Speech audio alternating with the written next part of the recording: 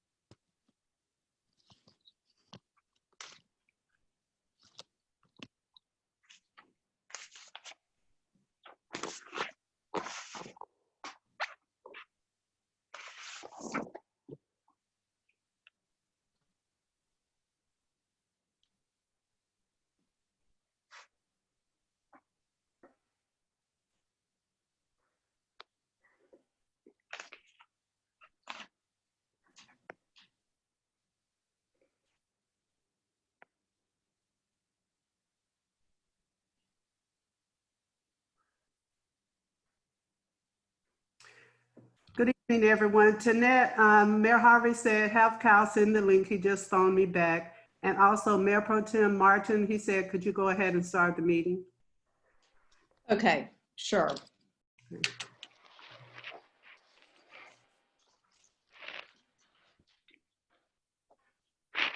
Okay, I will, with all liberties provided, begin the Brunswick City Commission meeting dated Wednesday, May 6, 2020, 6:04 p.m. As underway, I will go ahead and do the invocation, and I don't know if we normally do a pledge in light of, so I guess we'll just skip that part. So all those present, if you will, please bow your heads. Lord, we thank you for this day you have given us. We thank you for each day you bestow upon us, for we know there is no guarantee for tomorrow. We ask that you would lighten our hearts, be mindful of what love for one another means in light of Ahmaud Arbery and this whole very sad state of affairs. Lord, we just pray that even through this, it would galvanize our community. Let the love that we do have for one another shine through, and that we can turn the course of events and bring closure to this that is in keeping and in mind with what the Lord would have. And So, and also, Lord, we ask for protection of our police and our firefighters and those in harm's way. We thank you for getting us through to where we are so far with COVID-19. And all those that are still struggling, Lord, we ask that you would be with them. And we also ask that you would be with us as we deliver and debate and make decisions for the better of our community and all citizens. In Jesus' name we pray. Amen. Amen. Thank you. So we will go ahead with the very first item, which is recognition for the proclamation presented to members of the flotilla and the active duty members from the Brunswick Coast Guard Station, recognizing the week of May 16th through the 22nd as National Safe Boating Week, which I think is very appropriate. So with that, I do not have a copy of the proclamation to be able to read, but I would certainly allow an opportunity for those that are certainly here as part of this meeting to provide additional information on boating safety in light of everything that we have going on, especially with the Golden Ray, and as we head into our summer season of higher boating activity. Mayor Pro Tem, I have the proclamation. If you would allow, I would read it. That would be great. Okay. Naomi, thank you. You're welcome. Just a moment.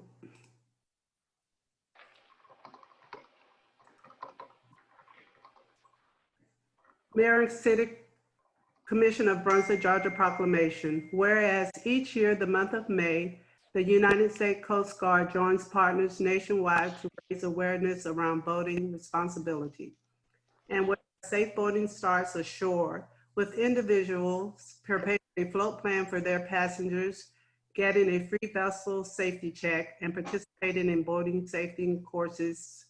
And whereas an average 600 people die each year in boating-related accidents in the United States. 77% of these fatalities caused by drowning, and whereas the vast majority of these accidents are caused by human error, or poor judgment, and not by the boat, equipment, or environmental factors. And whereas a significant number of boaters who lose their lives by drowning each year would be alive today had they worn their life jackets. And whereas boating is an important part of our national heritage, it is imperative that all individuals operating or occupying a boat follow common sense safety procedures that keep them safe and also keep our lakes, rivers, and oceans safe for all to enjoy.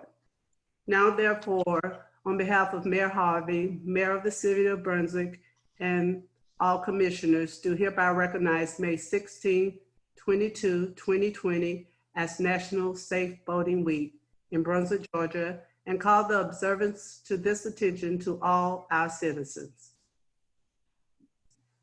Thank you. So officers, those that are present, thank you so much for joining us. And I would like to offer an opportunity for one or each of you to offer further explanation of the boating safety and the importance thereof.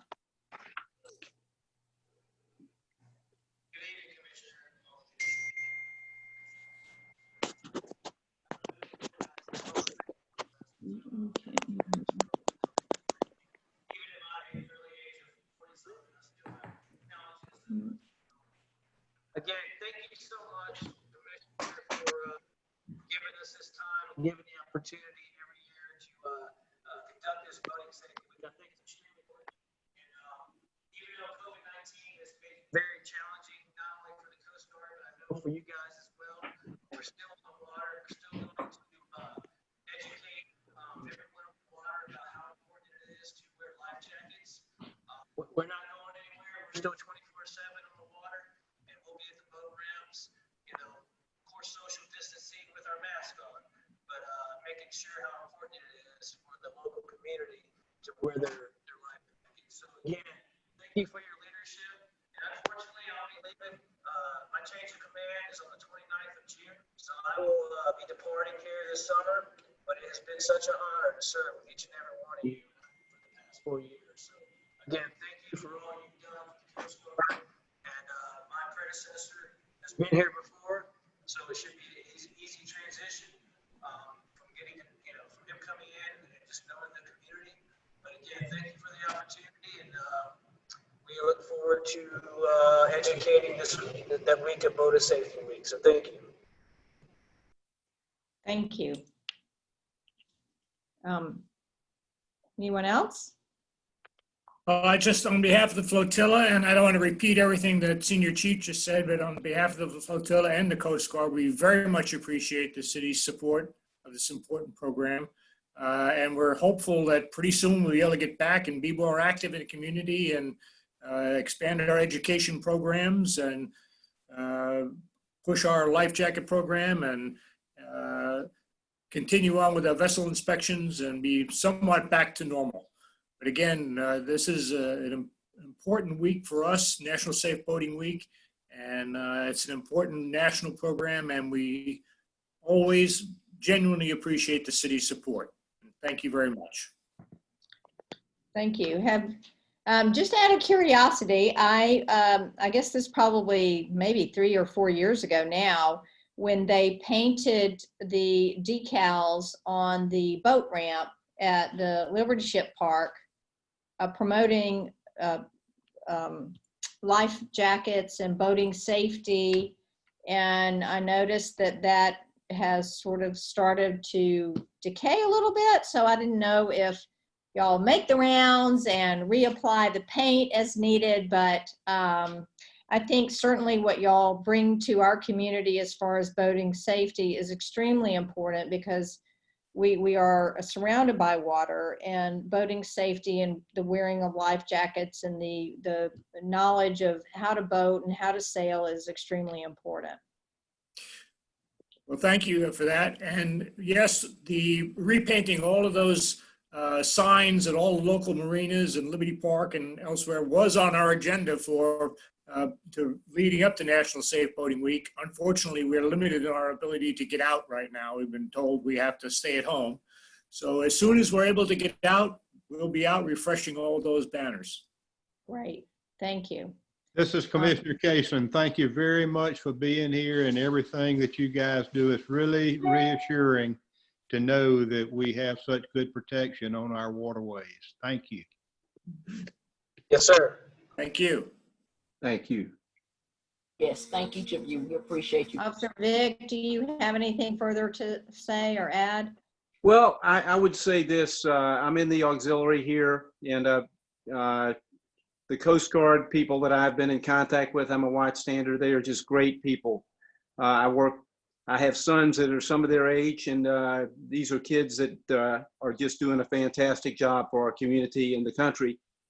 I also work at Morningstar Marina and Dunbar Yachts, part-time jobs.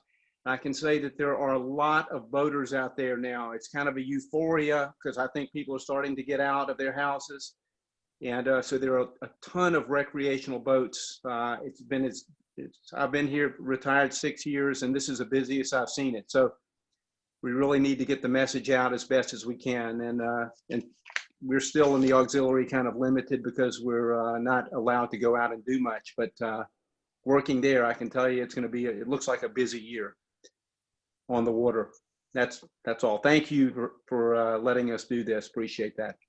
Well, we appreciate y'all being present. We certainly appreciate your presence within the community and your advocacy for boating safety throughout, not just within the city, but the whole county.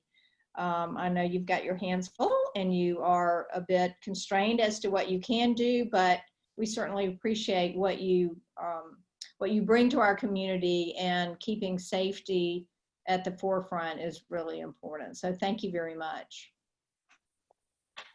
Thank you. You again. Yes, ma'am. Thank you. So unless the mayor has come on board, I will continue with the agenda. Item number 2 is consider approval of the April 1st, 2020 regular scheduled meeting minutes.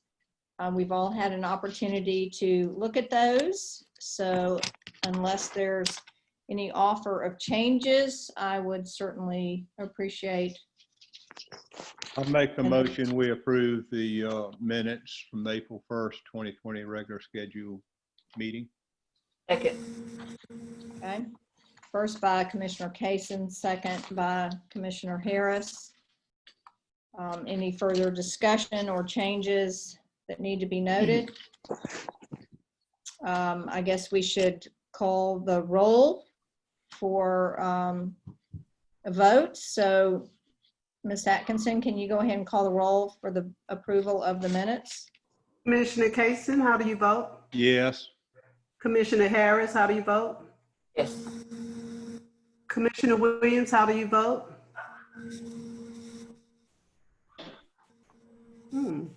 Mayor Pro Tem Martin, how do you vote? Yes.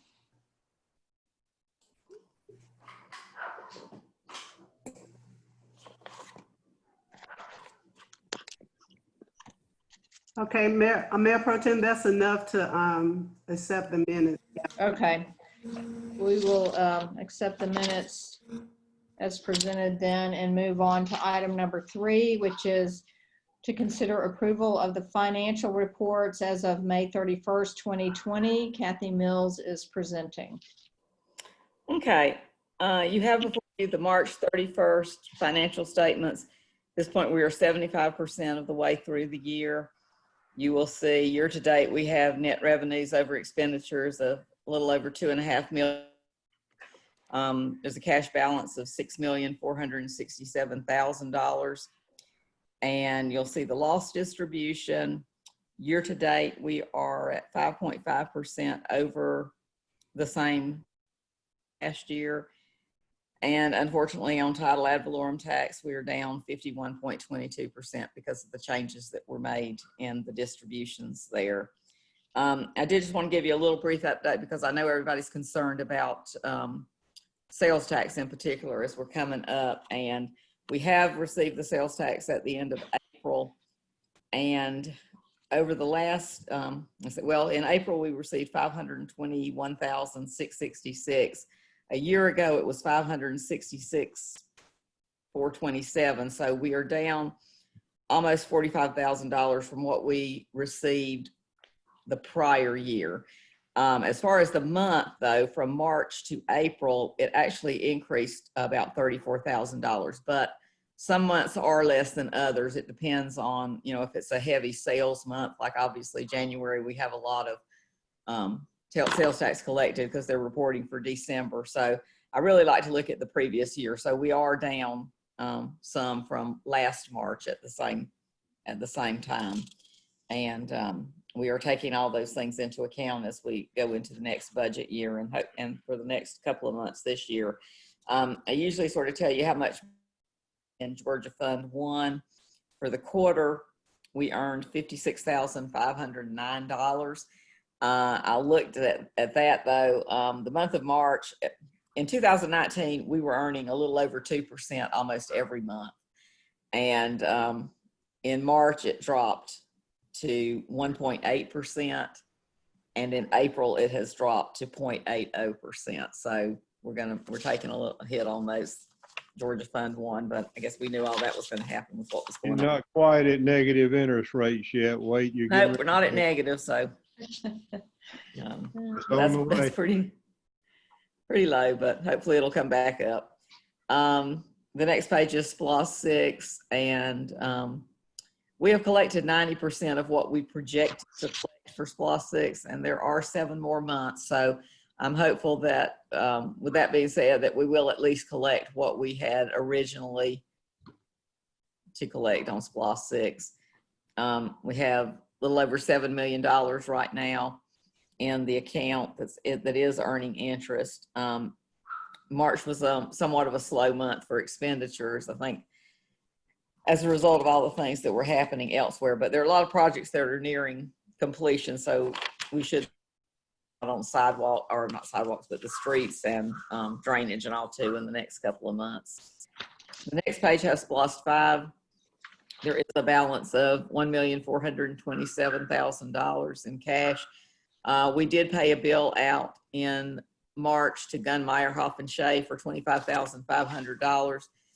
We have billed Glenn County for their half of that. I think it was billed at the latter part of March, so we had not received it at the time I did the report, but we are expecting them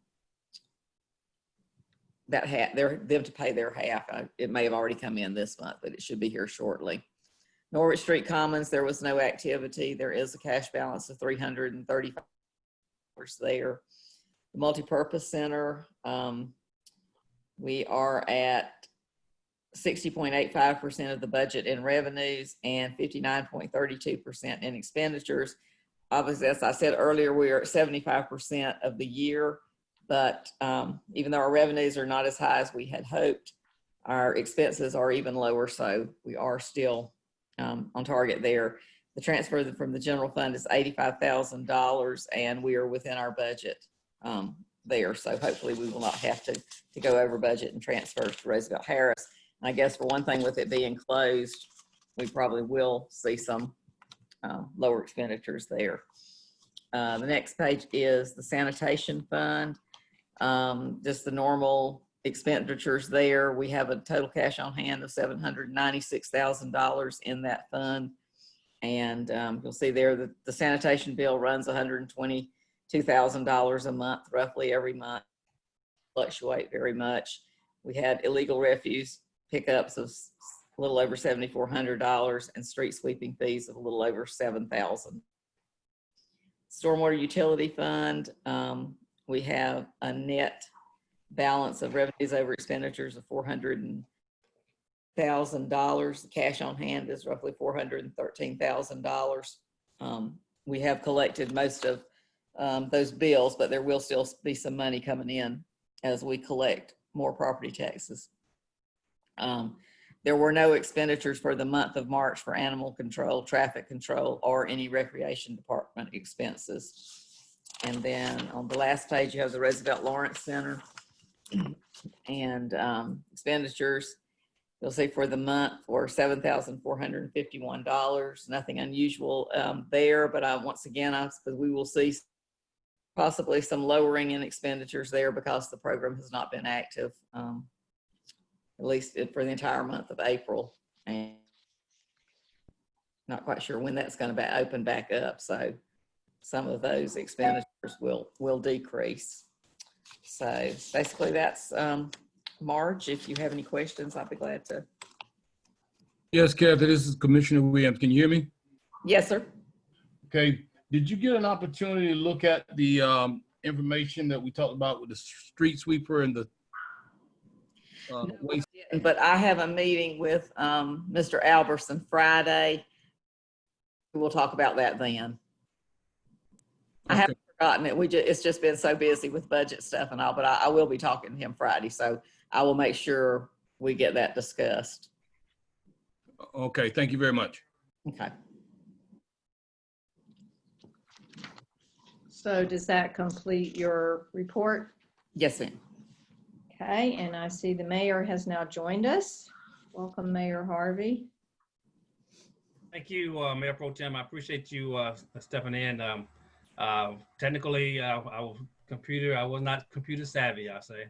So I appreciate everybody being in as well. So if you want to, you go ahead and close this out and I'll take the next one, okay? Okay. All right. Are there any questions or further discussion for the financial report that has been presented? If not, then I'll take a motion to approve the finance report. Motion to approve as presented. Second. Okay, there's been a first by Commissioner Williams and a second by Commissioner Kaysen. Is there any further discussion? Ms. Atkinson, will you call for a vote, please?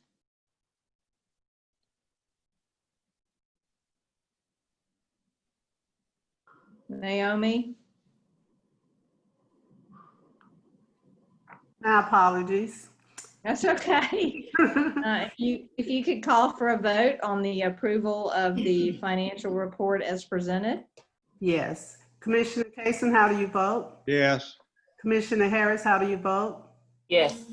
Commissioner Williams, how do you vote? Yes. Mayor Pro Tem Martin, how do you vote? Yes. Mayor Harvey, how do you vote? Yes. Okay, that motion passes. So Mayor Harvey, I'll pass the gavel to you for item number 4 on the agenda. Thank you, Mayor Pro Tem. Thank you, everybody, again.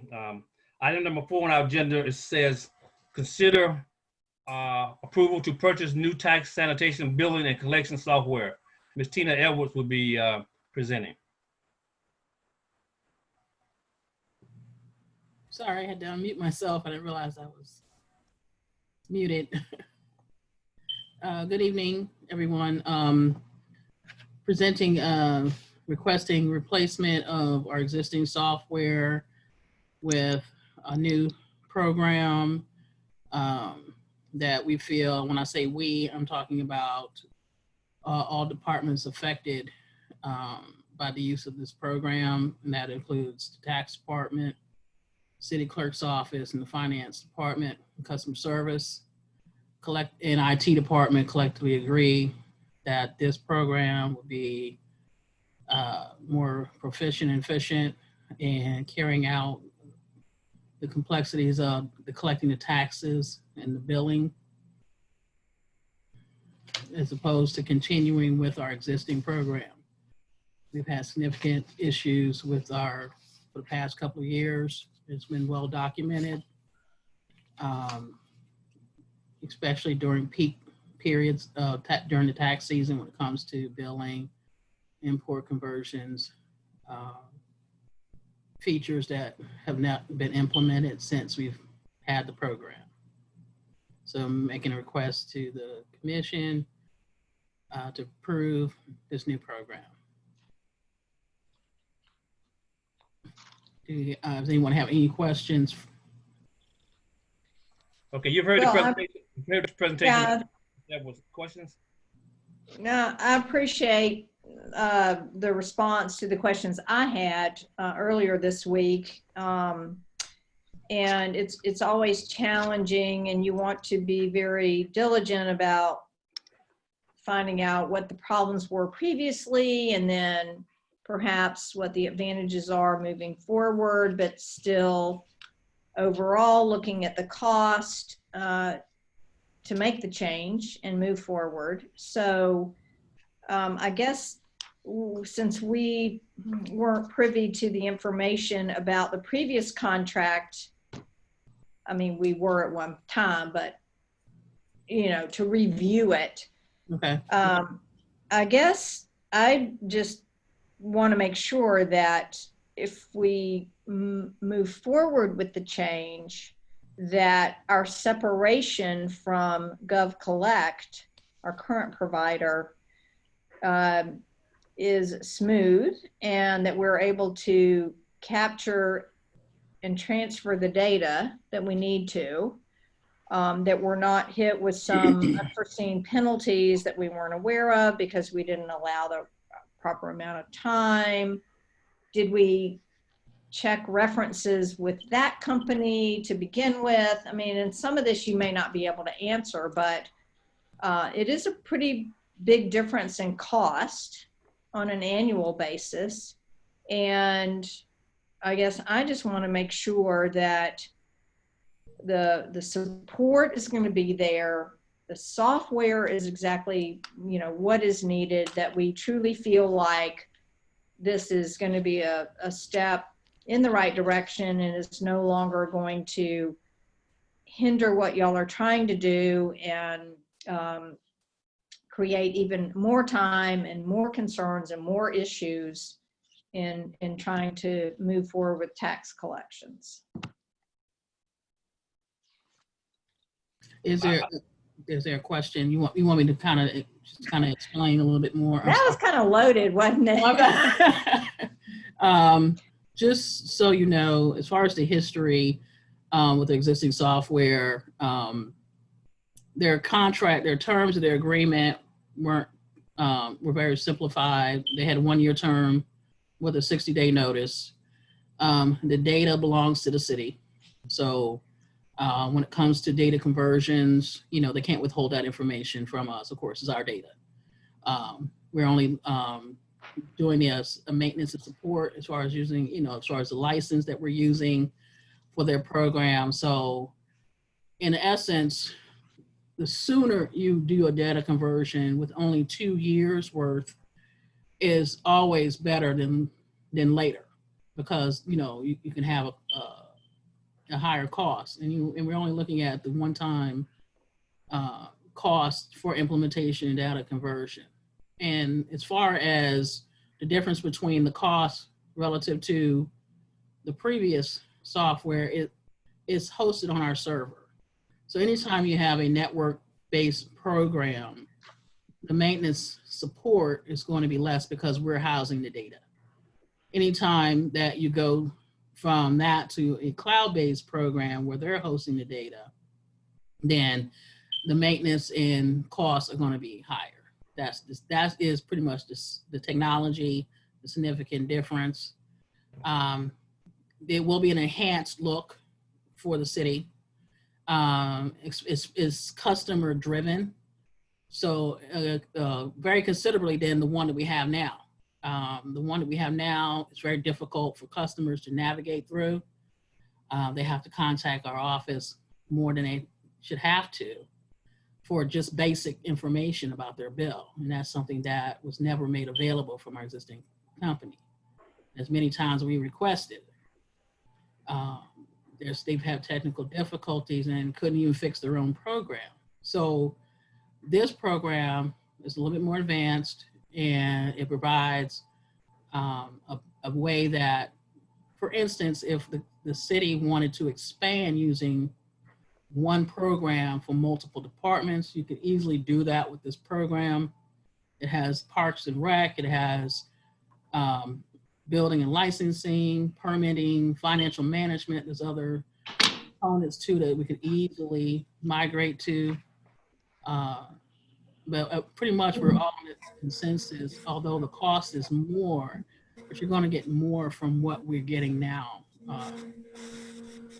So when you're looking at the way that the program was selected originally, I wasn't a part of that decision-making process, but it's just not adaptable to what the city needs that program to do. And this program transferring to a new program, this program we've vetted, we've questioned, we've had multiple demos, we've had conversation with other users, and we've come to the conclusion that this will be a better product, not only for the staff to utilize, but also for the citizens to be able to easily go in, because we have citizens locally, but we also have numerous property owners that don't even live in the city of Brunswick and have very difficult time searching their property records on our website currently.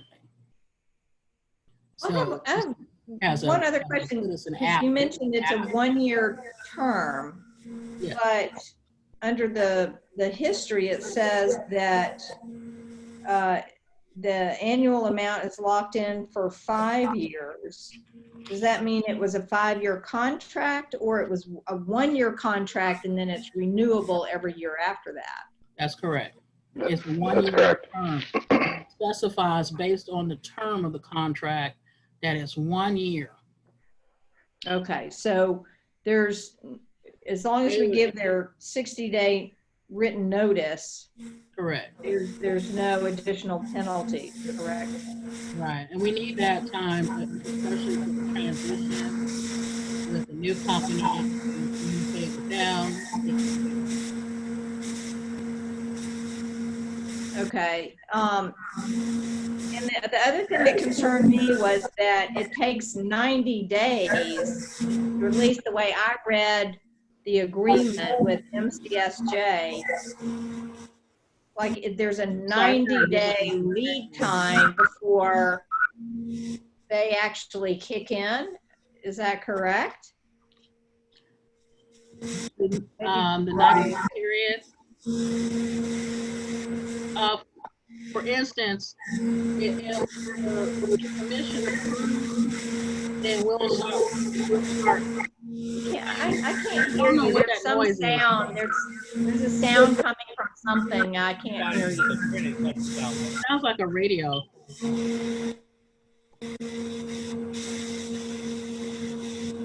don't hear it. Sounds looked like a printer to me. Yeah, I can't hear it. I can.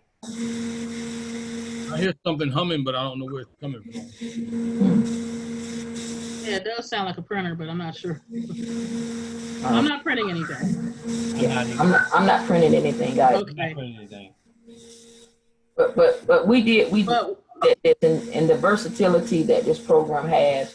That's why we allowed the persons that are directly impacted by the daily use of this program to thoroughly vet this program, to make sure that it was comparable to all of their needs for both the finance department as well as the tax department and any other areas that this program is going to be useful in.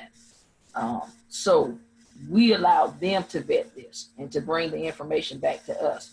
And when we last left out of the finance committee, they were charged with going, both departments coming together, the finance department as well as the tax department, because they're the persons that's going to be using the program, to make sure that it is versatile enough to fit all of their needs that they have. When we chose the last program, we chose it based upon the information that was provided to us. At that time, it was comparable for our use. It fit what we needed to fit at that time in the transitioning back from the county handling our taxes to us handling our taxes. And so now as they've gone through this process, they are more apt and educated on what they actually need and how it's going to best serve their needs for what they have to do. And so even though we're incurring a different cost or what have you, the program itself now that we're going to is more versatile. And the move that we made to actually start back collecting our own taxes did prove financially beneficial, and for our best interest. So to continue with this and to make sure, because I don't believe anything otherwise, that we're going to do nothing but grow. So we need to make sure that we have the compatibility to do what needs to be done. Well, and you know, I think too, I would just want to make sure that the technical support and other types of support with this new vendor is there, and y'all feel comfortable with that, because it seems pretty obvious that from the previous providers, it just wasn't there. That was a huge issue. correct. And it wasn't, I mean, from even talking with them and stuff, but all you can do with any vendor that you go with is ask those questions, and they're going, what is a vendor going to tell you? Yes, we can do it. Yes, we're going to be there. Yes, we're going to do this. I mean, they called other references. The references were good. That's just like in any other, whatever you take on, you're still going to be at the mercy of whomever you contract with. And you're taking them for what they're saying. You're vetting this process, talking to the persons you need to, and just trying to make sure. That's why we have our city attorney to make sure when he looks at our contracts, that it's beneficial for us and not just one-sided. That if we have to proceed with any type of judicial process against them for not honoring or for breach of contract, that it's in place. Also, Commissioner Harris, I think it's important to note that we also had the IT person to look at this program as well. So Yes. It's something that, you know, that they can't handle, at least our IT people understand the program well enough to be able to handle those things for us. Yes. I really agree too. I think we started taking our taxes back when we just had to get something started right then. So now I think we've gone through some processes like Commissioner Harris said, and we are ready and more able to analyze what we really need, and this moving forward will be better for us moving forward. Any further questions? This is Johnny Cason. Yeah, I've got a question or two here. Tina, you have given us a list of all of the problems that have not been addressed by the current vendor. Have you vetted each one of these with Edmunds Gov Tech to be sure that that they are going to be able to handle all of these things that were not being handled properly by GovCollect? Absolutely. That list was definitely, I utilized when questioning during the multiple demos that we had with the group. The first demo, they had one technician and we had another one. And so we allowed finance department and others to also answer questions they may have that's going to affect their department. So absolutely, we wanted to make sure the very things that we needed to be done that was not being handled with our current provider, that they could do it. You know, one other thing is most software companies have user groups. Did you ever run any of this stuff by a user group, or were you offered a user group? I'm not sure what you mean by a user group. Are you talking about our current provider as far as? Any of them? Is there a user group here in this Edmund Gov Tech? A user group would be somebody that you would go to and vet your problem. You're talking about something like a community of practice venue. Well, it's called a user group. Most software companies have user group. They have annual meetings even. I see what you're saying. You're talking about like a forum type thing where they can, actually you would have to be a member and actually select them in order to have access. They do have that on their website portal, which I looked at, where they have their webinars and they have their forums and their groups that talk about some of the things that they want enhanced. And unfortunately, you have to have, access. They have to give you access to that. Well, I think that would be well worthwhile looking Yes, into sir. to have advantage of that user group. And it probably would have worked with GovCollect to, if you weren't using a user group, to have it. So Yeah, they didn't have anything like that with GovCollect. Okay, I would look at it with Edmunds Gov then. Yes, sir. Thank you. And just to answer a question that Commissioner Martin regarding the implementation period timeline, all of that will be in the background as we're preparing to transfer in. They confirmed that they can get it done before our 2020 billing. So we won't get our final data until August, as far as the latter part of August, when all the millage rates have been approved for us to be prepared for the billing. So we're confident that they reassured us that we'll be able to meet those tight deadlines. And it does sound like one of the key advantages to the GovTech group that's being considered is the fact that they do have some third-party hardware that would help with the stormwater fee. Is that correct? You said their hardware? I Are thought you talking about maybe an it's online third party? yes. They have when it comes to the online access and online payment and customer portal, they have their own. It's integrated in their software. So for instance, we don't need to vet a third party online merchant to handle that. As far as some of the ones you've heard, Invoice Cloud, Government Windows, that type, they have their own internal. And then the citizen can actually download a mobile app to even create an account for themselves, and they can monitor their utility bills and property tax bills that way. And I think we also try to make sure that this system is as compatible with the but I forgot the name of the system we have now. What's the word? GovCollect. New World. Yeah, World, I think. yeah, because we've been kind of caught in the pickle with the compatibility and these systems being able to talk with each other. And so I think they tried to make sure with this one. And I mean, Cal, he was a part of this. So remember the IT expert that we have for the city help them to vet this program as well.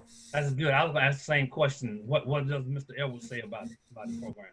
Well, we actually, I sent them the data file layout for New World and the data file, the journal entry file that we require. And just to so you know that the journal entry file is just for property taxes and utility. It's not that much data, but they needed the layout file, so they have all that information. And that's when we went back to them, to their programmers, for our final demo to ask questions about that file layout that we sent to them. And they went through every line item and data file layout that I sent them, and they can produce what we sent them. Well, basically, you got to use the program. So basically, New World you need to program. get what you want. Yes, sir. Also, our customers that are going to be accessing the data too as well. We want something customer friendly, and also something that you guys will be using that will make easing the job, and also give people correct and accurate data. So that's my point. Anybody else got any questions, comments? If not, hearing none, I'm pretty sure this has been run by the Finance Committee. Yes, sir, it has. All right. Okay. And legal? Yes, I've reviewed the contract as well. Okay. Okay. I entertain a motion, please. I make a motion that we proceed with the purchase of the new tax software for the CapSoft Inc. Gov Collect. Second. We have motion second for the city of Brunswick to proceed with the purchase of software CapSoft Inc. Okay. Can I make a correction? It's to replace the CapSoft. Replace. Thank you. For to get, well, whatever. So it's Gov Collect. It's to replace the CapSoft Inc., the current software, to purchase the. Wait a minute, somebody. Edmunds GovTech. Yes. GovTech, excuse me, yeah. Yes. To purchase GovTech. Are there any further questions, comments? This has been run by our Finance Committee, been run by our legal staff. So if no questions, Ms. Naomi, please call the roll, please.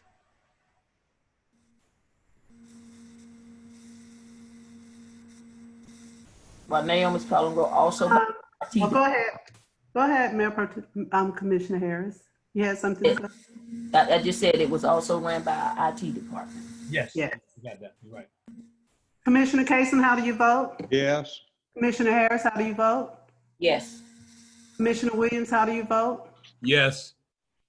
Mayor Pro Tem Martin, how do you vote? Yes. Mayor Harvey, how do you vote? Yes, that motion carries unanimously. Thank you so much. Thank you, Ms. Edwards. Thank you. Moving right along. Next item number 5. Consider approval to purchase, item number 6. Consider approval of renewal of the City of Brunswick general liability and property insurance policy. Ms. Lynn Veely is presenting. Good evening, everyone. This Evening. is odd, isn't it? I'm looking at little tiles of you instead of standing before you. It is that time of year again for us to talk about the renewal of the general liability and property insurance. And I have my staff report and my Excel spreadsheet that I normally give you, but I also included a letter from Fred, and he has joined us tonight in case you have questions that I can't answer, that explains where our policies have increased in cost to us. Our coverage is the same, our deductibles are the same, but because of changes in the market, the rates have gone up for our property coverage. And I'm going to read you what he says about that in his letter.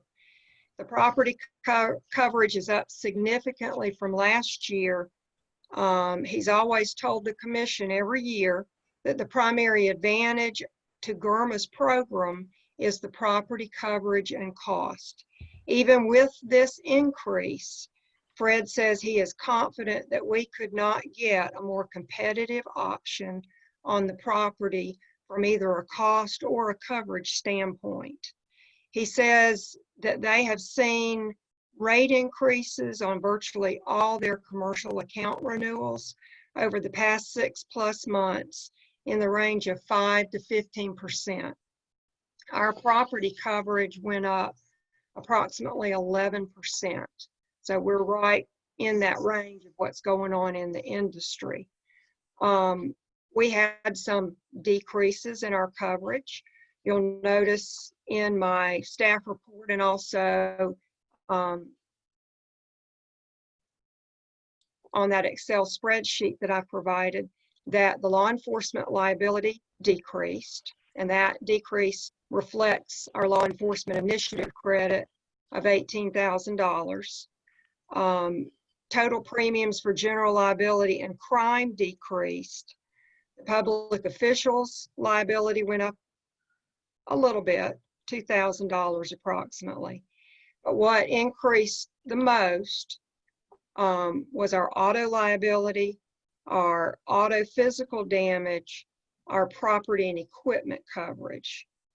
And then also another increase that adds to our total increase of approximately $36,000. GERMA wanted to increase the brokerage fee that we pay to them each year from $12,000 to $15,000. Fred was able to negotiate them down to $13,500, which is only an increase of $1,500.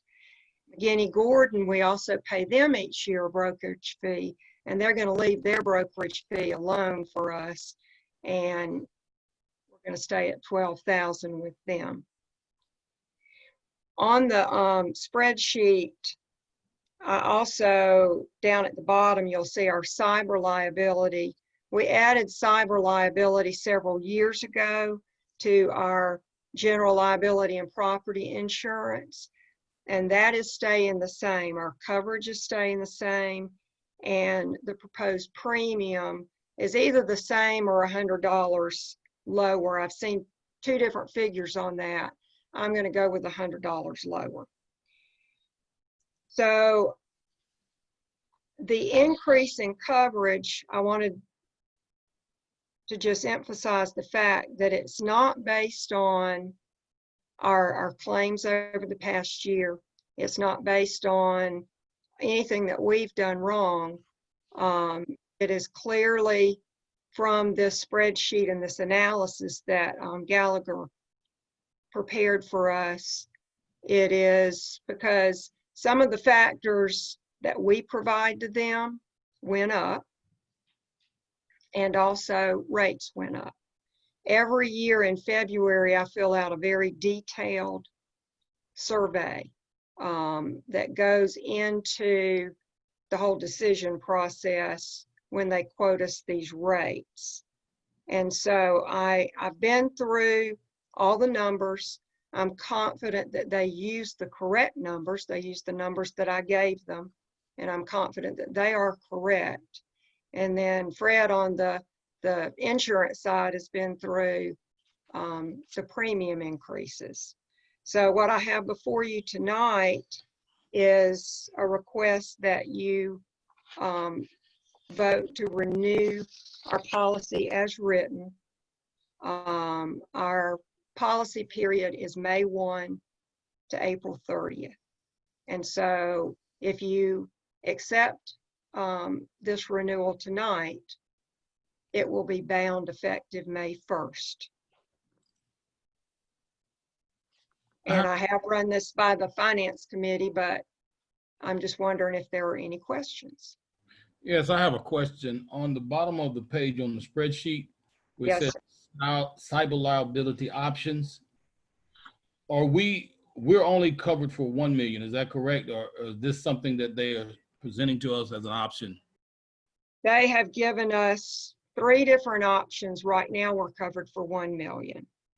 But they're saying if we wanted to increase to 3 million, then our cost would go up to 6,229 versus 4,066. So they've given us 3 options: to stay as we are, which is the 1 million coverage, or to increase our coverage either to 3 or to 5. And then you can see the numbers there, that the cost would also, of course, increase. I got a question. How much of an increase are we looking at from last year to this year on our policy?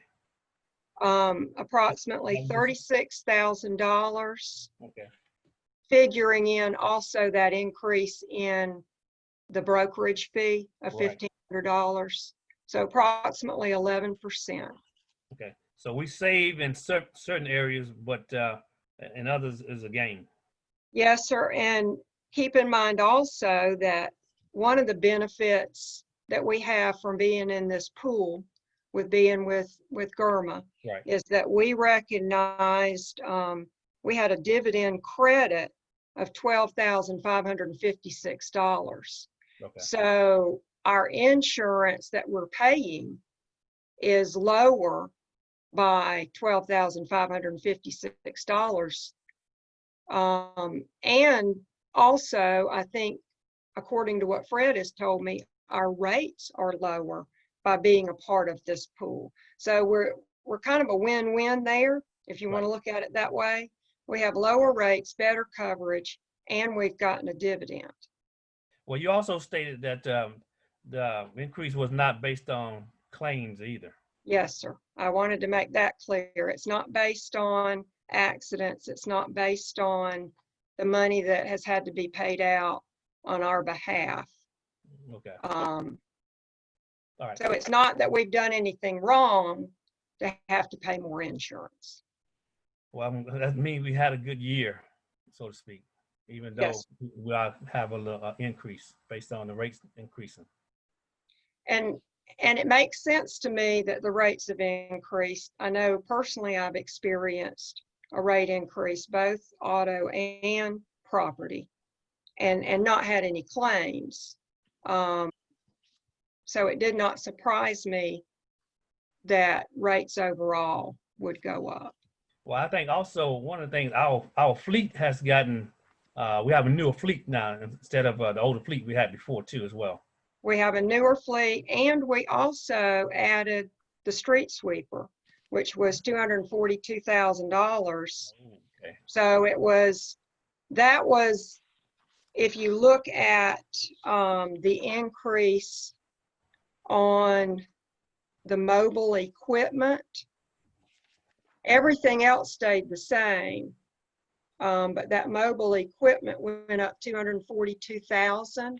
And that's not value, that was the purchase of the street sweeper. Okay. So we did have a significant equipment increase. Okay. That we are, of course, paying some additional insurance on. Okay. Any other questions, commissioners?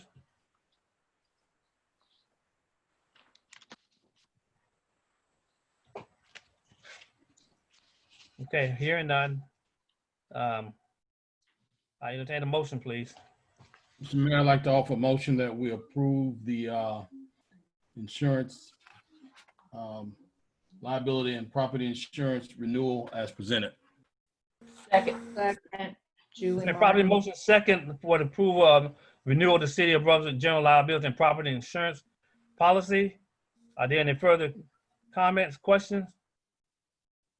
I want to tell you, Fred, thank you for being online. I'm sorry we didn't have any questions for you. Ms. Geely answered all the questions successfully for us.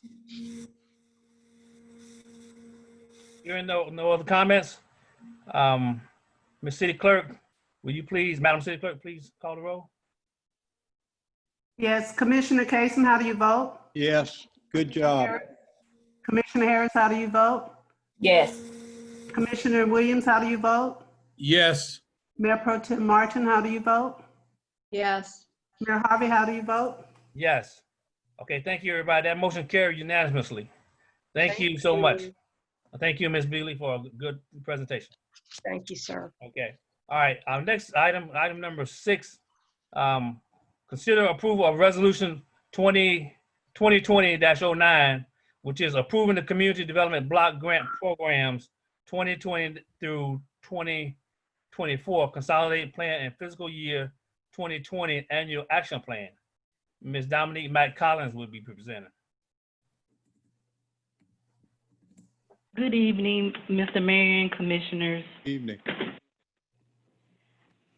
I have before you resolution number 2020-09 in consideration of the consolidated plan and the fiscal year 2020 annual action plan for the community development block grant program. For this year's entitlement allocation for fiscal year 2020, we have $384,830. We have done our due diligence and submitted our program plan for public comment for 30 days. We have also held our second public hearing on April the 15th and solicited public comment as well. For this year, our project summary includes the following. Program administration, $74,966 to perform administrative staffing and equipment and development needs. We have $2,000 for fair housing outreach to be performed in the community. We have $135,058 for housing rehab to be performed for 6 households for this year. We have $85,000 that is going to be awarded to Coastal Georgia Area Community Action's Rise Risley project to do a major roof replacement for their one-stop shop program for low to moderate income persons. We have $30,149 for spot demolition to be performed to remove and prevent the spread of blighting factors in our community, and we're proposing to do about 3 different buildings for demolition this year. We have $17,000 that's going to be allocated to the Roosevelt Lawrence Community Center youth programs to provide after-school program and summer camp program for about 75 low to moderate income persons. $10,000 will be allocated to Safe Harbors Children's Youth Center for their homeless street outreach program to provide services for about 50 homeless and unaccompanied youth. $15,000 will be allocated to Coastal Outreach Soccer Mentoring Program to provide youth services to low to moderate income students and families to serve about 50 low-income persons. $5,000 will be allocated to Foster Love Ministries, and this will provide for the administration of their staffing and training for foster parents. $5,000 will be, and that will, I apologize, and that program will serve about 4 young people. $5,000 will be allocated to the Dustin Michael Wright Foundation, which will assist with homeless veterans with services and housing, and that will house about 4 persons through that program. And the last project is Rebuilding Together of Glenn County. $5,657 will be allocated to perform housing rehabilitation access improvements, which are the installment of ramps for elderly and disabled persons, and that is for 3 households. All of those projects were chosen by our wonderful CDBG advisory board that included our Commissioner Julie Martin. It also included our faith community, our nonprofit service providers in this community, as well as those that are serving both youth and homeless service providers.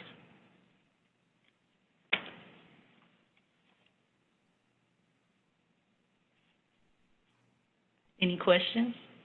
Questions for Ms. Mack?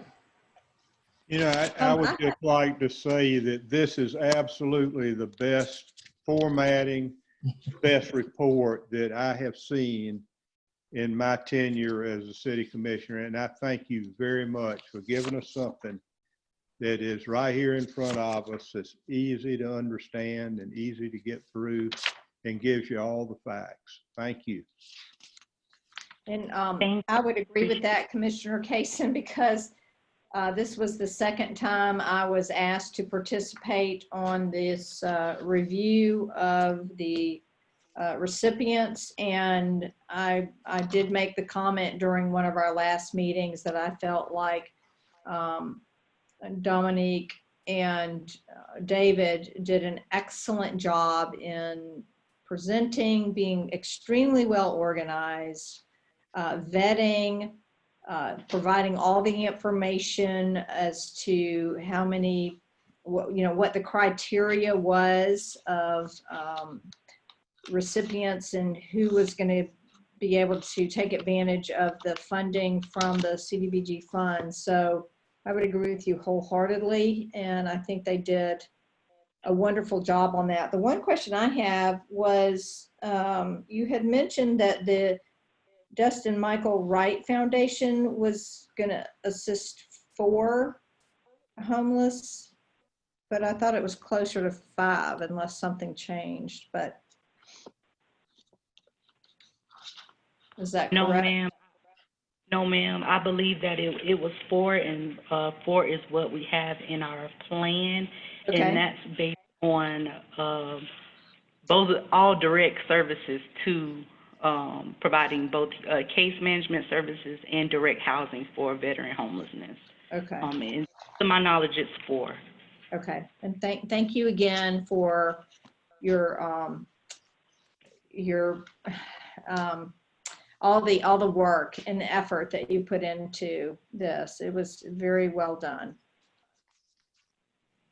I appreciate that, and we do have an excellent team this year who makes sure that we stay organized, and we hope to accomplish some different things this year, and to make sure that we highlight some innovative work and projects that are new to Community Development Block Grant, but may not be new to the city of Brunswick.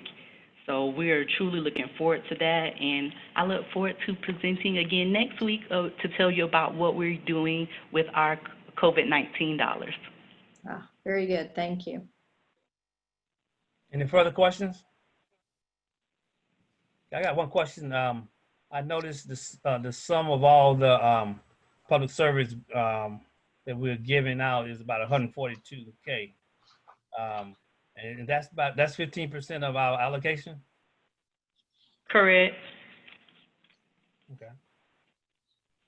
There was one project, I believe, that was first mislabeled, and that was the Rise Risley project. It actually doesn't fall up under public services. Okay. It is a public improvement. Public improvement. Okay. All right. So if you look at the first or the I see it. second page of the presentation that I gave you all, you will be able to see that both the Rise Risley project and the project for Rebuilding Together are under 2 different sections, so they're not a public service. Okay. All right. Makes sense. Any further questions or comments? This is a good program to help us as we give services to our citizens. A lot of people don't realize the things that we do here in the city of Brunswick, how these programs help out our citizens. They help to try to raise the level of living that people go through with the taxes really will help us do those things. So anyhow, with all that being said, I entertain a motion, please. I'll make a motion. This is Julie Martin to approve the resolution 2020-09 for the approval of the Community Development Block Grant Program 2020 through 2024 Consolidated Plan and Fiscal Year 2020 Annual Action Plan as presented. It's been properly motion second for the approval of resolution 2020-09 which is approving the Community Development Block Grant Program 2020-2024 Consolidated Plan and Fiscal Year 2020 Annual Action Plan. Any further discussion or comments? Hearing none. Madam Clerk, please call the roll. Commissioner Kasem, how do you vote? Absolutely. Commissioner Harris, how do you vote? Definitely. Commissioner Williams, how do you vote? Yes. Mayor Pro Tem Martin, how do you vote? Yes, yes. Mayor Harvey, how do you vote? Completely, yes. That motion carries. Thank you. That motion carries unanimously. Thank you, everybody. And thank you, Ms. Dominique Matt Collins. That was a great presentation. Thank you a whole bunch. Okay. All right, we're moving right along to, Great job. all right, we're down to alcohol beverage license, a new license. Consider approval of one new alcohol beverage license. Ms. Deputy Marshal Elliott is presenting. Russell Sports Bar Limited Partnership. Owner is James H. Russell, at 1824 Norwood Street. Request to sell beer and wine and consumption on premises. Ms. Elliott? Good evening. Can everyone hear me? Yes. Yes. Okay, so on January 15 of this year, Russell Sports Bar was already approved for the alcohol license, for alcoholic beverage license for distilled spirits, beer and wine. After they were approved, they created a legal entity and submitted their application with the state, which ended up getting kicked back because the local and state license application have to mirror each other. By the time this information was sorted out with the state, Russell Sports Bar was considered a failure to open per our city ordinance.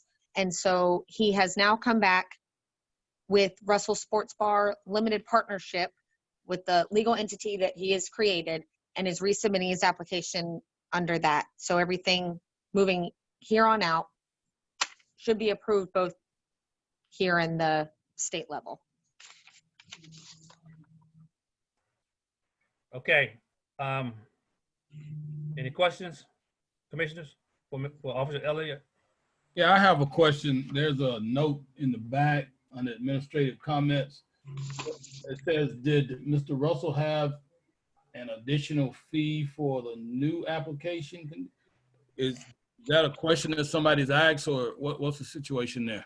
He was, per our ordinance, if you fall under the failure to open, it is a cancellation of the unused license with no refund of the license. So he was treated, again, per the ordinance, as a brand new license. He did pay the $2,875 for the license again.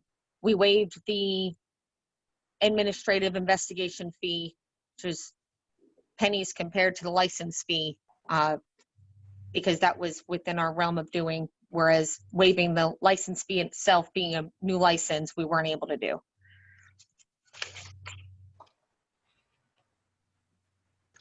Any other questions, commissioners?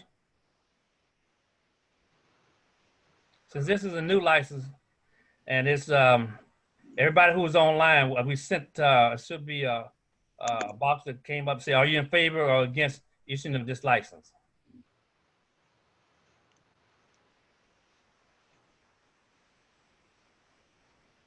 So I guess my only question is, are they organized at this business? They know what's going on. There's one point of contact. They've got it together. They're ready to get their license and open up.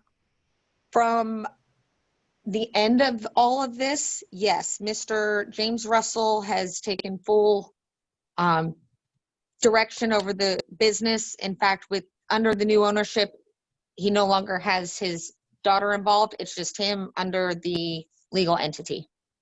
So Okay. He's the only one listed on the new license. Thank you. Okay, Mr. Legal Guy, Ryan. Yes. Now we're asking people to vote in favor or against issuing this license. How will we tabulate that? I think it might be best if we do it audibly, because I actually got a poll I got a poll question too on my screen. So I closed mine because I didn't, obviously my answer wouldn't mean anything. Well, it says hosts and panelists cannot vote. Yes, we can't do it audibly. Cal set up the poll, so if anyone that's viewing this teleconference, they can vote. So it may be no one voting, but doesn't have audio unless they're speaking in the meeting, but they can answer the poll. Okay. Well, I guess we need to wait a few seconds to see if anyone want to speak up for or against the granting of this license. I would like to clarify that in our ordinance, it does have to be treated as a new license. So therefore, it had to go back through the newspaper process all over again. So the public would be aware if they read the newspaper as far as it going back through for approval. Okay. With tonight's commission date as the set date for approval. Okay. And this is Tanette Myers. I did want to add, the reason why that note was made in the administrative comments was because I think I believe there was a question from the commissioners regarding the fees, and answer hadn't been received. So I'm glad Officer Elliott was able to provide clarity or clarification on if fees were going to be due for this license change. Okay.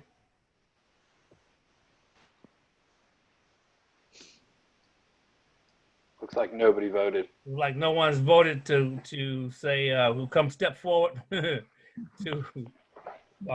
in favor or against issuing this license. I'm going to close this box out. And commissioners, I will entertain a motion, please.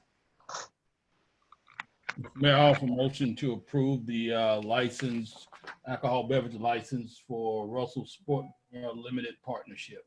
Second. Okay, so motion second to for the approval of the new alcohol beverage license for Russell Sports Bar Limited Partnership. Are there any further questions? This is for consumption on premises, request to sell beer and wine. Any further questions or comments? I got one other question, Mr. Mayor. Yes, sir. Officer Elliott, does that include distilled spirits, or are they just doing beer and wine? No, it's supposed to include distilled spirits as well, and I'm trying to find where I put any of that on this agenda request, so my apologies, but it is for all three, distilled spirits, beer, and wine on premise consumption. That's by the drink. Yes, correct. Thank you. Oh, I did see, my apologies. I did put the beer and wine in the facts and issues, so my apologies. It is with distilled spirits as well. Okay, thank you. Thank you, Commissioner Williams, for clearing that up.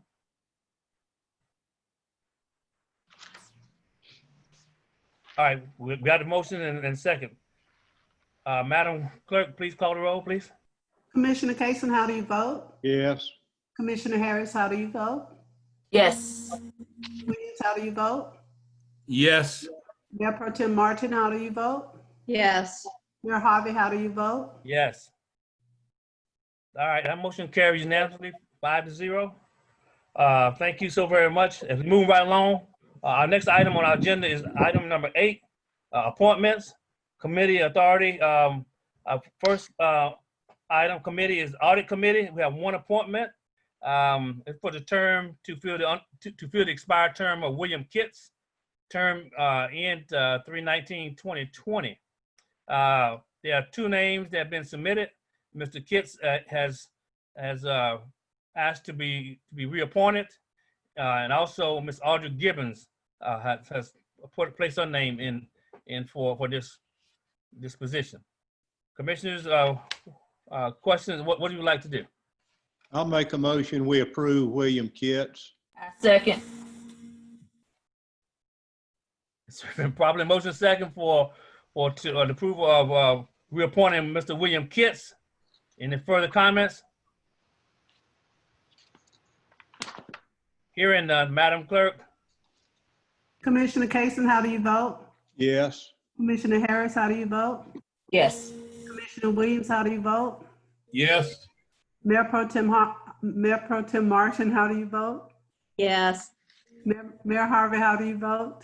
Yes, that motion carries unanimously. Madam Clerk, please let Ms. Gibbons know the outcome of this meeting. Also, Mr. William Kitts as well at his reappointment. Okay. Will do. All right. Our next item is the Glenn Brunswick Memorial Hospital Authority. There's 3 nominations. Of the 3 nominations, the hospital authority will pick one for the open seat. And what we have, this is a nomination to fill the hospital board to fill the expired term of Mr. M.H. Woody Woodside. His term expired 3/01/2020. There are 3 names that we are submitting to the board, to their board: Ms. Bonyetta Bryson Kitts, Ms. Karen Polite, and M.H. Woody Woodside. I need a motion for us to submit those 3 names unless someone else has someone else would like to. This is Mayor Pro Tem Julie Martin. I'll go ahead and make a motion that we push forward the 3 names as submitted for nomination to the Brunswick Hospital Authority Board. Second. Probably motion second for the submittal of these 3 names to the Brunswick Hospital Board. Any further questions? Hearing none. Madam Clerk. Commissioner Kason, how do you vote? Yes. Commissioner Harris? Yes. Commissioner Williams? Yes. Mayor Pro Tem Martin? Yes. Mayor Harvey? Yes. Okay, that motion carries unanimously too. Okay. We have come to the end of the regular printed. Mr. Mayor, Yes, sir. we had an item that we were supposed to add to this agenda, I thought, and Yes. due to an unusual beginning, I think we overlooked that. So Okay. it is a COVID-19 emergency microloan program. Did we still want to have that on this agenda? Matthew's item, I believe it is. I mean, Matthew and Travis's. Yes, yes. And I'll make a motion that we add the COVID-19 emergency microloan program. Second. Okay, motion second to add those items to our agenda. Any further questions? Hearing none, Madam Clerk, please call the roll again. Commissioner Kason? Yes. Commissioner Harris? Yes. Commissioner Williams? Yes. Mayor Pro Tem Martin? Yes. Mayor Harvey? Yes. So that item will be added item number 9. So we are at item number 9, and presenting it would be whom? I believe Matthew would present if he's there. I'm here. Can you hear? Okay, Matthew, Yes. Mr. Matthew Hill, DDA Director. Good morning. Good evening, Mayor and Commissioners. This is a microloan for city businesses. Any business within the city who falls into the categories can apply for this loan. It is for up to 60% of eligible costs, and the maximum loan amount is $1,000. The loan term is 2 years. The first year, there are no payments due, although a business who gets the loan could repay it in that first year. It has been before the Finance Committee, and they had a couple of suggestions for it. We changed some of the eligibility requirements, or the eligible businesses. Mr. Stiegel also had a request that we add contractors to construction to the list, and light manufacturing. This loan is to help businesses who were affected by the governor's orders to close businesses, restaurants, bars, retail businesses, hair salons, barbershops, the personal care type businesses. It would not be for a professional business like an attorney's office. Sorry about that, Mr. Corey. And Travis and I had talked about this. I talked with the finance director, and we found that we had budgeted some funds for the debt service for the conference center, which we're not at the point of paying any debt service on that yet. So there are budgeted funds that could be reallocated to this program. The finance committee did not specify how much of those funds would be allocated to this. I did do some looking through the business licenses throughout the city. There are 683 eligible businesses in the city, there are 683 licensed businesses in the city. 292 of those fall outside the Downtown Development Authority area, and those would be eligible for this. There are 127 inside the Downtown Development Authority area. The applications would be reviewed by two groups to help alleviate some of the load, because we anticipate there would be quite a few businesses applying. The Downtown Development Authority Board would appoint a committee to review the applications within their area, and then Mr. Stiegel would have a committee to review businesses that are outside of the Downtown Development Authority area, but within the city of Brunswick.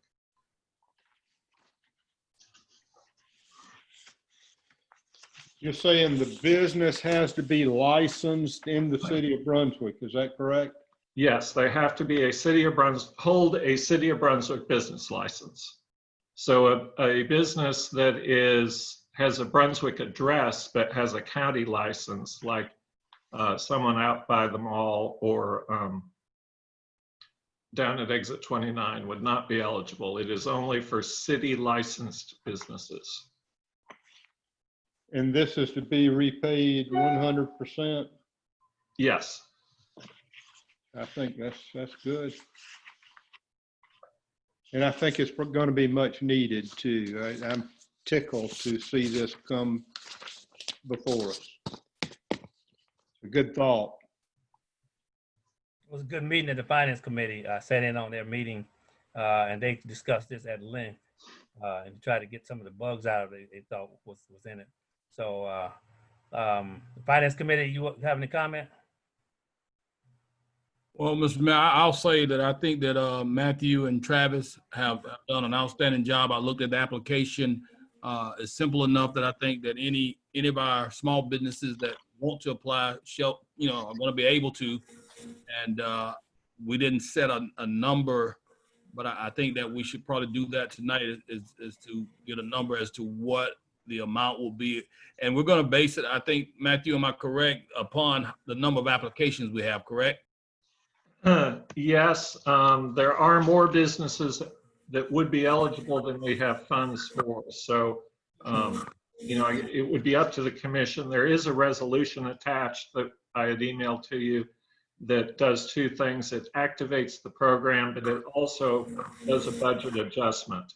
So if you look on page 3 of the packet I sent, there is a Article 2 talks about the budget amendment. So the commission would need to make a decision on an amount. I guess that could be changed later if it was needed, Mr. Corey.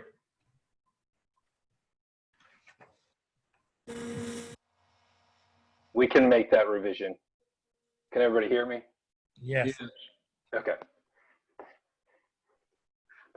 Apologies. Okay. Thank you, Matthew. Commissioners, has any more comments on this program? Seems like a worthwhile program to try to help our businesses in the city. They're hurting too, just like everyone during this COVID-19 pandemic. So if there are no further questions, Matthew, I don't have that resolution in front of me, but if there's no further questions, I will entertain a motion to approve that resolution. I've got a question before, if I may, please. We have had some loan funds before, And a question, have all of those loan funds been repaid? Or are we holding the bag on any of the things that we tried to incentivize with? Commissioner, I'm not sure about that. I know if the finance director is still present, she could probably speak to that. There are a few still small amounts outstanding, but we are collecting on them, I believe. A lot of them were paid out in the last couple of years because of interest rates falling so much that it was to their advantage to pay them off. Now, we've had problems with, I think, some of the old loans that were done for down payment assistance. I think there's some of those that we're still looking for, but most of those Ed Pinckney loans and the other ones that were done for businesses are being collected if they've not already paid off. Well, I would be mindful of that and be sure, because these are to be repaid. And they will not get a business license if they do not pay Good. the term, which I think is what, Matthew, 2 years or what? Yes, I've brought up the bottom of the application, if you can see that. Yes. If the loan isn't paid within the 2 years, there will be a late penalty. Rather than charging some kind of interest, we decided just a flat fee would be easier for staff to deal with. And they would need to satisfy the loan and the late penalty before they can renew their next business license. Okay. Well, I would just be mindful of any old business is what I would recommend doing. We can certainly check the applications against the finance department's records to see if any of the applicants have a loan with the city and make sure they're current. Thank you. Well, I like to say too, I'm glad I see that our downtown development authority and our economic development department are working together to make this program work too. That's something really, really good. Any other questions? Now I entertain a motion for approval of resolution number 2020-11, the micro loan fund. Mr. Mayor, I'd like to offer a motion to approve resolution 2020-11 for the micro loan fund for the city of Brunswick. I'll second. Julie Martin. Thank you, Commissioner Williams. Thank you, Mayor Pro Tem Martin. The motion been probably motion second. Mayor Harvey. Yes. And the motion and amount need to be in the motion as well, because that wasn't decided in the finance meeting. Okay, are we gonna decide that now or decide that later? I think that needs a little more forethought. We need to take a look at the applications, and then determine the amount per the number of applications. We had previously said we didn't want to use up the amount that is available. So I think. Well, do we have a not to exceed amount? We didn't even talk about that, but what I would think too, I'm like Commissioner Harris, let's look at the number of applications that we get in, because if we put the maximum amount on the loan, let's say if it's $1,000 and we got 100 businesses, well, we don't want to spend $100,000 or put out $100,000, then it may be $500 so that we can break it down and be able to make it work for everybody. Well, that's gonna be kind of budgetarily, it's gonna be kind of, I think our finance department may have some issues with trying to budget that unless they actually can budget it right away instead of putting a figure in there now, at least not to exceed amount. I'm talking about for the budget, not necessarily for each individual. Well, yeah, we can do that. Well, Matthew, if you can, give us the total for what we had talked about. The total amount budgeted? Yes. The total amount budget in the current fiscal year budget for that debt service is $359,000. 359,000. Okay, Yes. all right. And we said we didn't want to use all of that.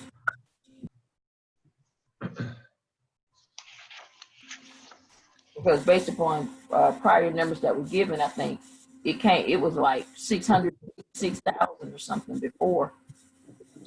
Good afternoon. There is Mr. Siegel.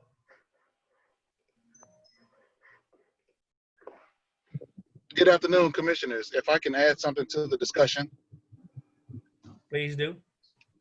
So I think in our original thoughts that this would have to be a first come, first serve. So whatever number that you agree to, you know, when those funds have been exhausted, that program is exhausted, right? So I think if we did something that say, hey, let's see the amount of applications, we may be put in a position to where we either overspend, or even worse is someone may come in and we haven't set that dollar amount. And if we advertise at without a dollar amount, that people will have the impression that, you know, there's a ton of money there to spend. So, you know, I don't know what that number could be, that whether it's 50,000 or 100,000, but we do anticipate that those dollars will run out based on the number of applications that will be coming in. And, you know, I think we talked about it earlier, and, you know, that may be within a few weeks or so, specifically for the reason that these funds are being granted for. Yeah, I heard, we talked about one time the possibility of setting a number, and then if we get more applications, we say the loan amount can be up to $1,000. It doesn't necessarily have to be $1,000 for a business. If it came to it, we were able to say, okay, we'll have to give each business $800, $900 based upon the number of applications, and we would do it that way.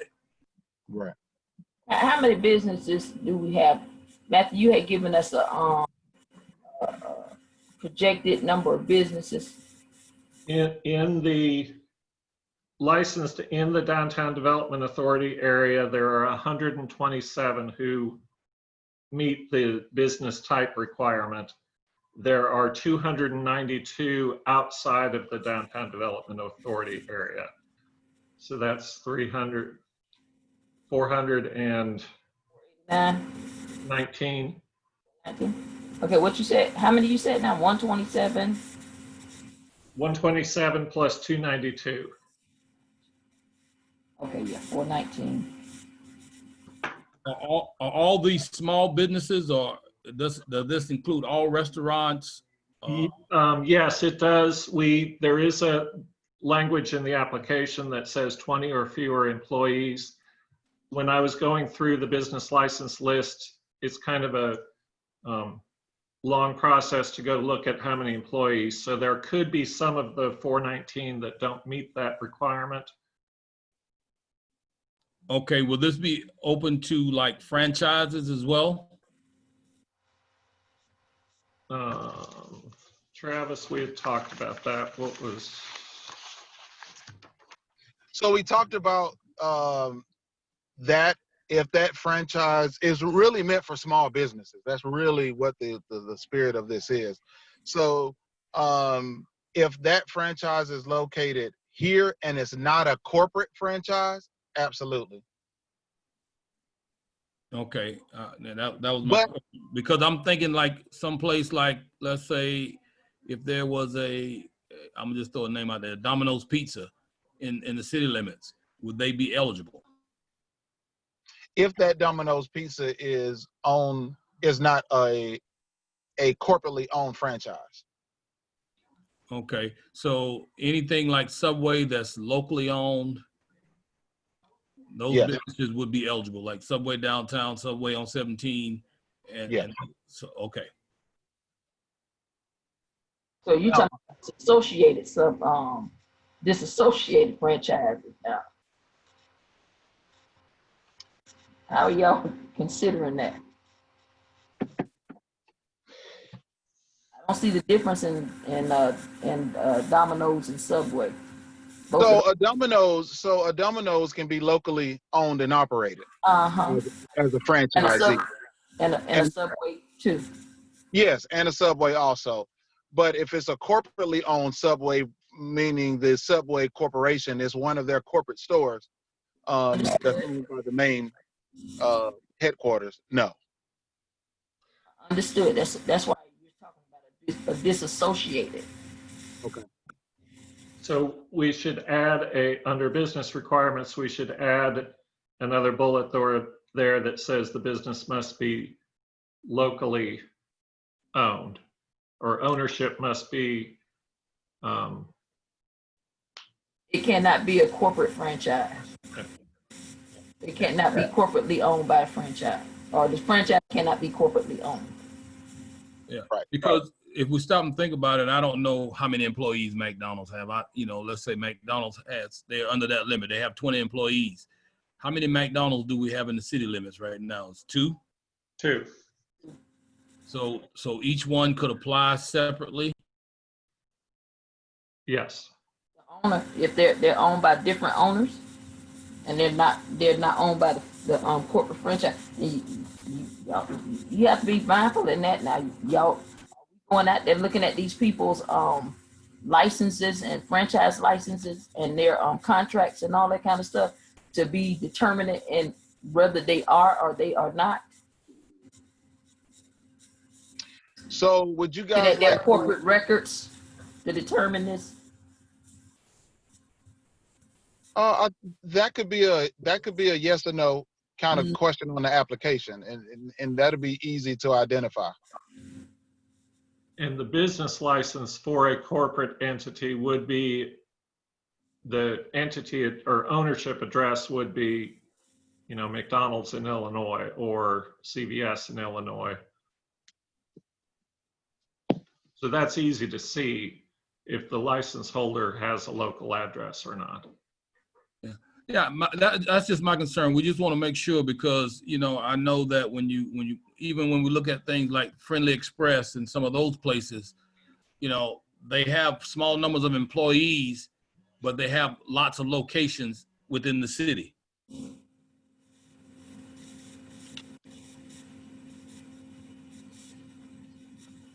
So are you suggesting that we make it one? Well, but I guess, so are you suggesting that if it is a situation like a Sunoco or BP or any of those type of businesses, that we make it one per franchise holder? Yeah. Right. That would be my suggestion, because let's say if I owned Friendly Express and I got 7 or 8 locations inside the city of Brunswick, then I could go around and fill out an application for each one of them. Okay.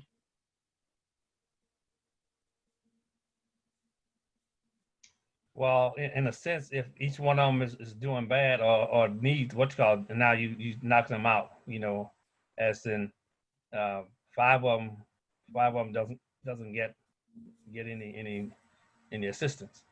That's on the owner. Well, okay. And they probably qualify. So now the flip side to that is, if I own 5 gas stations, or if I own 2 or 3 McDonald's and things of that nature, I've probably already qualified for either PPP or EDIL. And so I'm probably receiving funds from one of those SBA benefits already. Well, the thing is, they got to pay this loan back anyhow. That's the main thing. They got to pay it back. It's not necessary. We're not giving them any money. We're giving them, they got to pay it back. It's a loan. So I think we are really trying to establish what we're going to put in Article 2. I say put $200,000. Finance committee member, I agree with you. My only concern is, I don't want,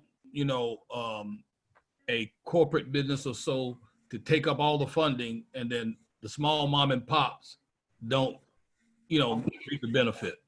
Yeah. And that's why I say if they've got more than, if the owner has more than one location, that's a business decision. Right. That's not our responsibility to make their business decision. If we say Now, this certain amount applicable, accessible to you, that's on the business owner to take it, make it work. Well, we're not trying to buy the store now. We're trying to give them assistance. So That's it. any This type is of a assistance. subsidy. now what we can also do that'll make it easier is just have a income revenue limit. Well, we don't want. I don't want to be the It's one complicated. who gets Yeah, it. we getting into stuff we just shouldn't be getting into. I know. I don't want. All we need to decide whether we want to put how much we're gonna put in that Article 2. $200,000 been offered from the Finance Committee. I don't know how much was for our loans we had before. How much we had to give out before. It really doesn't matter to me at what, because whatever money is there, they got to pay it back. Yes. And that's what we've tried to make sure we account for, any type of penalties, anything on the flip side that we can potentially try to cover ourselves in whatever scenario is brought about. And 200,000 is just a suggestion. If somebody else has something else, you've been a little more meticulous in your calculations, and I mean, this form is here. Well, Matthew, what would you suggest? I think the $200,000 is a fair number. You know, if we get more applications in, as Mr. Corey said, we can revisit it at the next meeting. There is a short application period. It closes at the end of the month, so it's not something that'll be around forever. Okay. And I think we could fix the franchise or the multiple location by saying that if, you know, businesses with multiple locations may apply for one location only. Okay, can you run that by legal, please? Yes. Legal has reviewed the application, but I will make some changes and send it over to them tomorrow.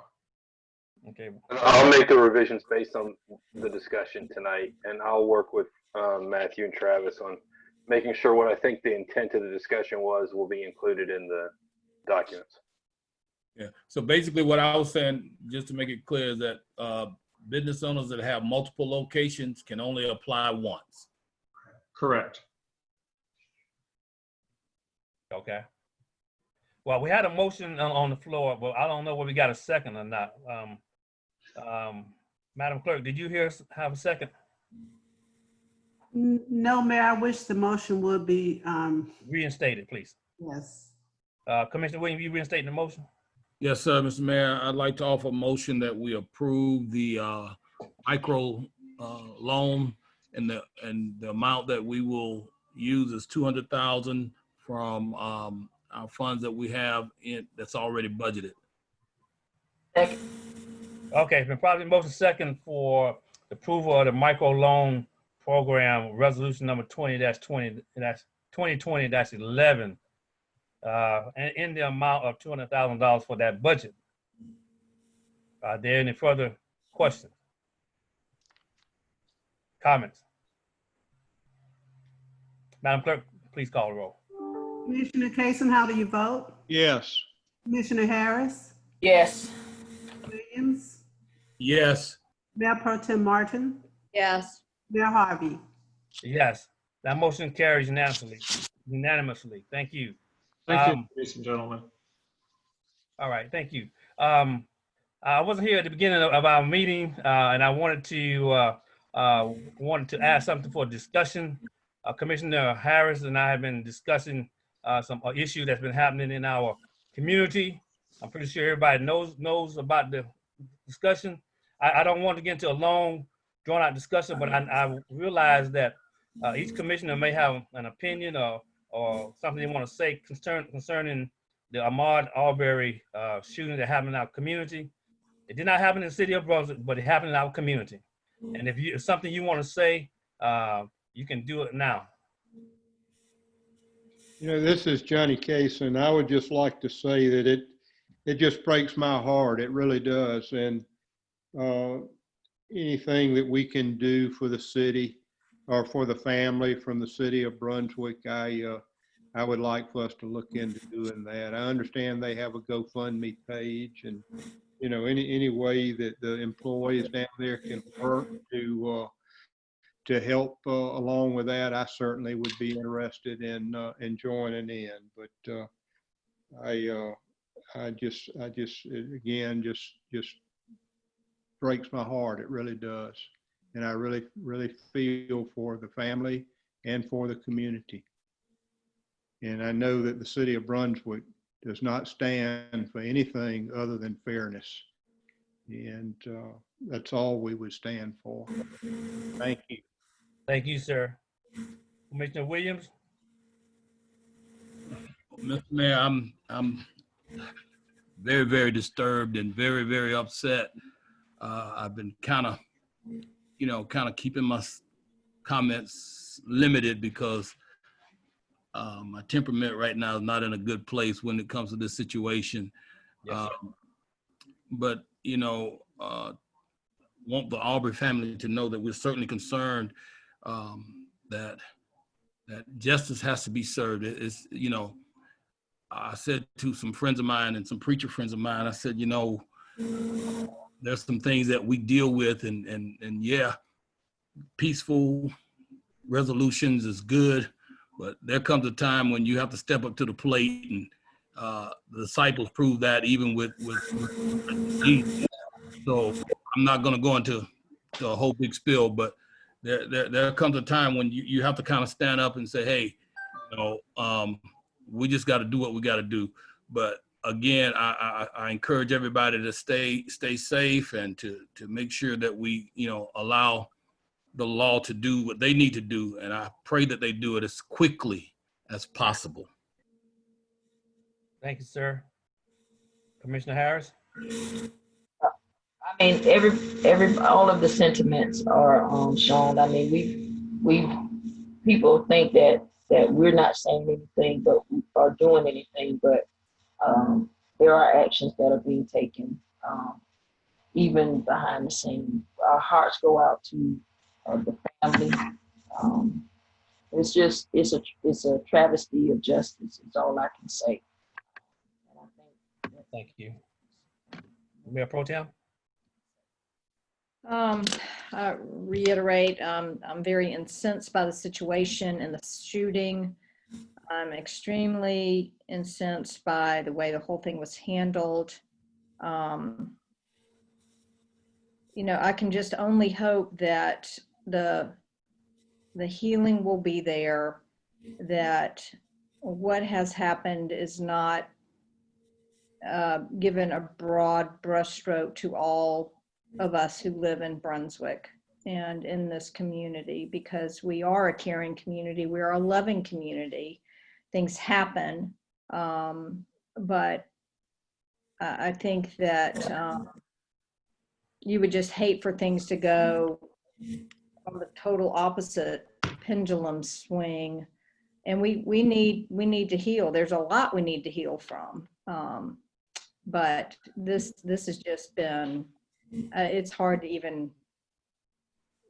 understand how this happened. It really is. So my heart goes out to the family, to others in our community. I think we should just stay vigilant about making sure that justice, above all, does occur. Thank you. I'm going to allow Ms. Myers, our city manager, to say a couple words, please. Keep it brief.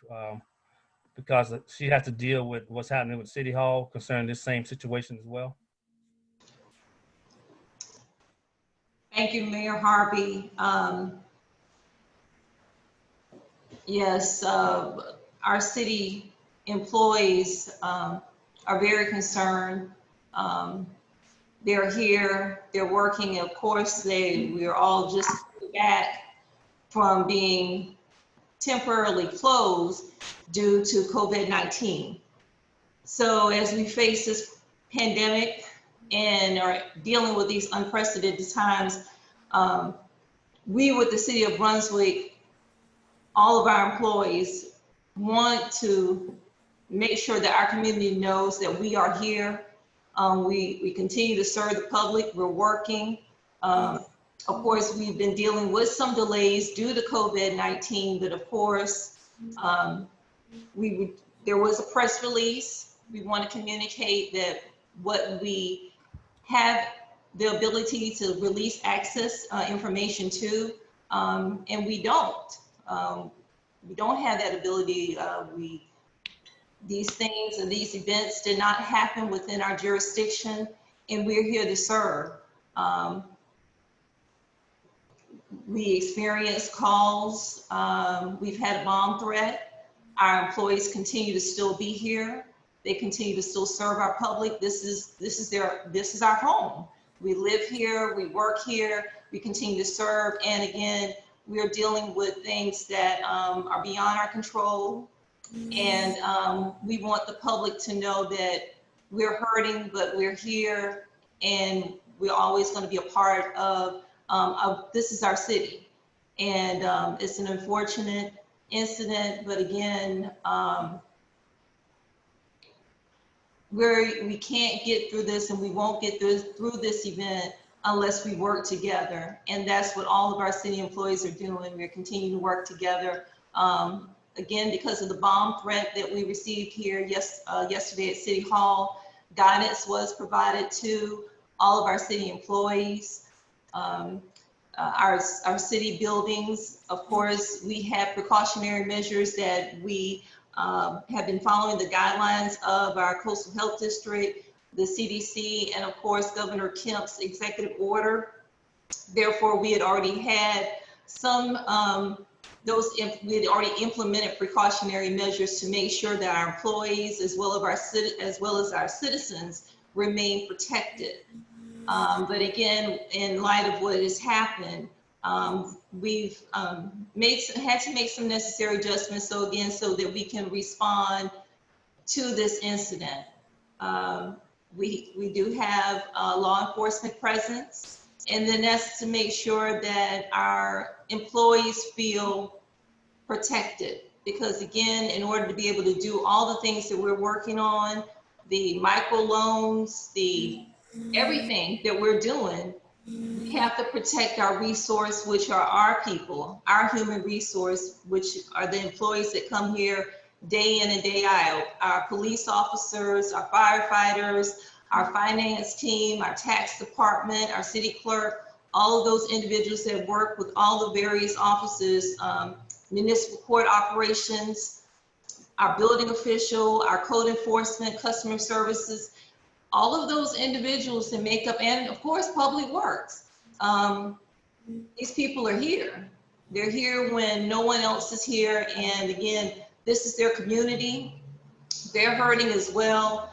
But we do want to make sure that individuals realize what our position is, that we are a part of this community, and we're in the same position as a lot of other individuals. We're getting information too. So again, I think we need, as Mayor Pro Tem stated, we're all healing. We're all going to have to go through this process of healing together, but we're here and we're here to help. So thank you, Mayor Harvey, for your leadership and the direction and the support that you're providing. And it helps for our city employees to know that our commissioners care about them and their concern. Thank you, Manager Myers. I appreciate that very much. Also, we know that what you're doing and how you operate now, our operation of the city is really, really great, and we really thank you. I just have a few comments to offer. This incident that happened, it's a tragedy. I mean, it is, and it hurts to the core. And I'm deeply saddened by. I wish that would happen to no mother have to bury their son. Like I'm just saddened by it. However, I think we as a city need to make a statement saying that, we stand with justice. We want justice to be served. Even though, as I said before, it did not happen in the city limits, nevertheless, it happened in our community. And, although there will be people that will be protesting, that's fine, as long as they can do things peacefully. That's great. We want peaceful demonstration if that's what's going to happen. And we want people to know that, yes, we stand for justice here, and we want justice to prevail. I do not want Brunswick to be looked at as the city that did nothing. Even though I say it didn't happen here, it's still as we didn't do anything. I received a call today from the governor, and he asked the things that we need, and I told him some things that I thought that we would need here moving forward as we try to get through this situation. One of the things was swift justice. I think they are crafting now to get an emergency order for a grand jury. So something like that, so they can do the grand jury as quickly as possible. It's been a long time, and this thing should have been it should have been complete, or the process is taking too long. I put it like that's in my opinion. But I tell you this, that I've seen groups come together. I've seen groups make action steps, and I've seen them form committees, and that is what Brunswick is about. This community is trying to make sure that this thing will never ever happen here in Brunswick. We don't condone that or stand for that either. And I've seen groups, different groups come together for a common cause. The common cause is stand for justice. And we, as I pledge my oath to serve the city of Brunswick and also serve all the people here in Brunswick. And as I move it out, as in serving our community. Each one of us have a commitment to this community. And we do it well, and we do it without reservation. So with that being said, there will be a number of people here, and please, as we stand as a commission, and also when you are approached by individuals or the media, all I ask you to do is conduct yourself in the proper way. That's all I ask. You are commissioner. You speak for yourself. I understand that, and please do so. But please conduct yourself as a commission of the city of Brunswick. Now, we have come to the end of our agenda.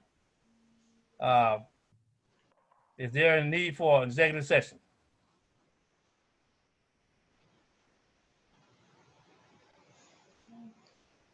I believe there is. Yes. I'm sorry, I was on mute. Sorry about that. There is for litigation and personnel. Okay. And I believe Kyle has sent out a separate email with the instruction to get to executive session. Yeah, I think I could do that one this time. I don't think I'll be late. Send it again. Send it again. Let me make sure I have it. If Kyle, if you're listening, please send it again. Hey. Yeah, I got this one. Does everyone have it? I have it. You have it. Send it again. You need it? Okay. Yes, I'm going to leave this meeting and go to that one. Okay, we will leave this meeting and we will convene the next meeting within the next let's say 2 to 3 minutes, okay? Until we get everybody into the program. Can we get a motion, please? Motion to adjourn to executive session. Second, Ms. Myers, you sending it to me? Yes, ma'am. I just Thank you. Probably motion second to enter into executive session for litigation and personnel. Personnel. Any further discussion? All in favor, let me hear you say aye. Aye. The opposed have the same right. The ayes have it. Okay, we will adjourn into executive session, after which we will close out our meeting from executive session as well. Thank you, everybody. All right, we shall leave this meeting. Thank you for participating. We go around and choose. See if I can bring the little cord in here.